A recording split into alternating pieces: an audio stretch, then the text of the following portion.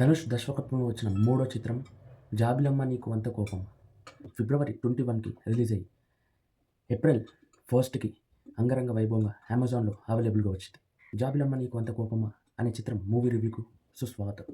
ధనుష్ హీరోగానే కాకుండా దర్శకత్వంలో తన వేరే లెవెల్ చూపిస్తున్నాడు. తన మూడో చిత్రమే 'జాబిలమ్మ నీకు అంత కోపమా'. ఈ చిత్రం కీలకమైన సిచ్యువేషన్స్తో ముడివేసి ఒక లవ్ జానర్గా రూపొందుకుంది. అయితే ఈ చిత్రం ఎక్సలెంట్ లవ్ డ్రామా. ఇక ఈ చిత్రం పార్ట్ 2 గిట ఉంది. భయ్య ఈ కథ ఏంది భయ్య అని అడిగితే, ఈ చిత్రం ఒక లవ్ ట్రాక్ పైన రన్ అవుతుంది. హీరో వాళ్ళ ఫ్రెండ్స్ ఇద్దరు షెఫ్.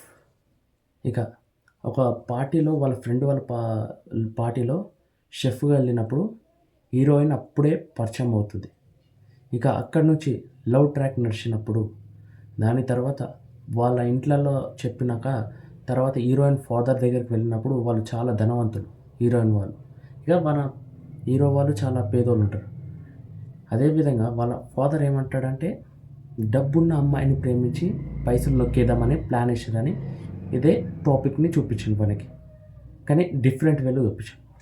అండ్ ఈ చిత్రం సెకండ్ హాఫ్ దారి తీసిన భయ్య వేరే లెవెల్.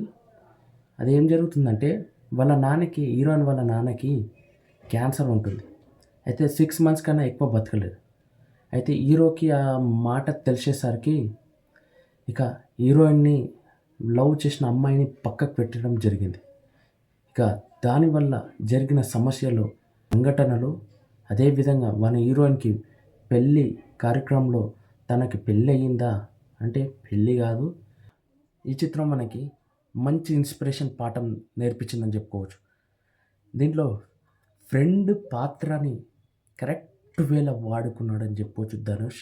నిజంగా చెప్తున్నా, ఒక ఫ్రెండ్ ఎలా ఉండాలో అదే విధంగా మనకి ఈ సినిమాలో చూపించిండు. అదేవిధంగా ఒక అమ్మాయిని నమ్మిని వాడు ఒక అమ్మాయిని ప్రేమించినప్పుడు తన తండ్రి కోసం పడిన తపన తర్వాత తన అమ్మాయి పైన పడ్డ తపనని ఎలా చూపించిందంటే సెకండ్ హాఫ్లో వేరే లెవెల్ భయ్య. లిటరల్లీ గూస్ బంప్స్ వచ్చినాయని చెప్పుకోవచ్చు. నిజంగా చెప్తున్నా, ఒక్కొక్క పాత్ర పీక్స్కి వెళ్ళిపోయిందని చెప్పుకోవచ్చు. పీక్స్కి 100% న్యాయం చేసిండు ధనుష్. ఈ సినిమాకి టైం వేస్ట్ అస్సలు కాదు.